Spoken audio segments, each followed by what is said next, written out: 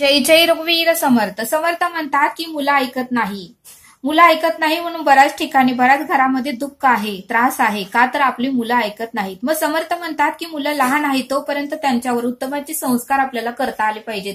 आणि म्हणून समर्थ म्हणतात की अंकुर कोवळा आहे तोपर्यंत त्याला वळण द्यावं. एकदा का अंकुर निब्बार झालं की त्याला वळण हे देता येत नाही असं समर्थांनी आपल्याला ते सांगितलं. म्हणून समर्थ म्हणतात की अति लाड हा बिघाड निर्माण होतो. म्हणून समर्थ म्हणतात की अति लाड ही करू नका असं समर्थांनी आपल्याला ते सांगितलं.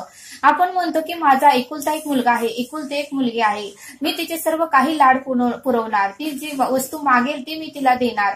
आणि मग मात्र अति लाडामुळे आपली मुलं बिघडतात असं समर्थांनी आपल्याला ते सांगितलं. मग समर्थ म्हणतात की प्रत्येक वस्तूची प्रत्येक कष्टाची त्या मुलांनाही जाणीव करून द्या की ही वस्तू लगेचच आपल्याला मिळत नाही, त्यासाठी कष्ट करावं लागतात, त्रास सहन करावा लागतो आणि मग पैसे मिळाल्यानंतर ती वस्तू आपल्याला प्राप्त होते याचीही जाणीव आपल्याला मुलांना करून देता आली पाहिजे असं समर्थांनी आपल्याला ते सांगितलं. पण आपण मात्र मुलांनी तोंडातून शब्द काढल्या ती वस्तू हजर करतो, त्यामुळे मुलांना कष्टाची जाणीवच राहत नाही, त्यामुळे मुलं हे बिघडतात असं समर्थांनी आपल्याला ते सांगितलं. समर्थ म्हणतात की मुलांच्यासाठी आपण रात्रंदिवस एक करतो, कष्ट करतो, त्यांना कोणत्याही वस्तूची कमी पडू नये, त्यांना प्रत्येक वस्तू मिळावी, त्यांना त्रास होऊ नये, त्यांना दुःख होऊ नये, त्यांना वेदना होऊ नये म्हणून आपण मुलांच्यासाठी रात्रंदिवस कष्ट करतो आणि पैसा मिळवून ठेवतो. पण समर्थ म्हणतात की हे करण्यापेक्षा त्या मुलांवरच चांगले संस्कार करून त्याला चांगलं मिळवतं करावं. हेच करण्यापेक्षा त्या मुलावरच आपण चांगले संस्कार करावे आणि त्याला मोठ्या पोस्टवर जॉबला लागेल असं त्याला शिक्षण द्यावं असं समर्थांनी आपल्याला ते सांगितलं. समर्थ म्हणतात की आपला पुत्र असेल तर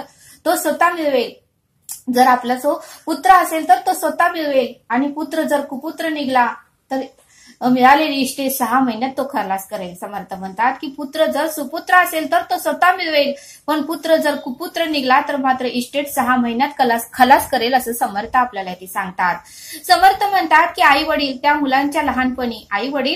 मुलांच्या लहानपणी त्याला बोलायला शिकवतात. आई वडील मुलांना लहानपणी बोलायला शिकवतात. मुलगा मोठा होतो मग मात्र आई वडील म्हातारे होतात. मुलगा मोठा होतो, आई वडील म्हातारे होतात, तेव्हा त्यांना हा मुलगा गप्प बसायला शिकवतो. तेव्हा मात्र हा मुलगाच त्यांना गप्प बसायला शिकवतो. तुम्हाला काही कळत नाही, तुम्ही गप्प बसा असे म्हणतो. मग समर्थ म्हणतात की त्या मुलाला जर तुम्ही लहानपणी सकाळी मंदिरात घेऊन गेलात तर तो तुमच्या आयुष्याच्या संध्याकाळी तो तुम्हाला तीर्थयात्रेला घेऊन जाईल.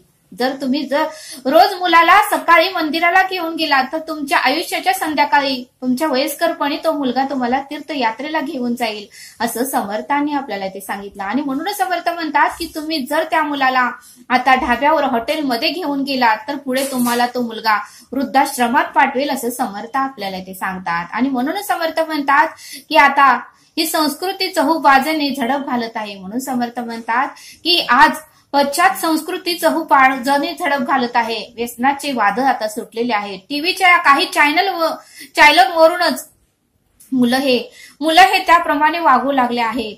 आणि म्हणून समर्थ म्हणतात की पुढच्या दाराने वाद आत येत आहे, पुढच्या दाराने वाद आणि क्रोध आत येत आहे आणि सुख मात्र पाठीमागच्या दाराने बाहेर पडत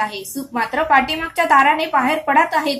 आणि म्हणून समर्थ म्हणतात की वेळ आहे तोपर्यंत आपल्या मुलाला उत्तमाचे संस्कार द्यावे असं समर्थांनी आपल्याला ते सांगितलं. आणि म्हणून समर्थ म्हणतात की व्यसनापासून आपण आपल्या मुलांनाही दूर ठेवावे. कारण एकदा का व्यसन लागलं की पूर्णपणे आपण कर्ज बाजारी होऊन जातो. आपली सर्व प्रॉपर्टी इस्टेट त्या व्यसना वाटे निघून जाते. आणि म्हणून समर्थ म्हणतात की आपल्या मुलांना योग्य संस्कार द्या, व्यसनमुक्त जीवन जगण्याचं त्यांना संस्कार उत्तमाचे द्या असं समर्थांनी आपल्याला इथे सांगितलं.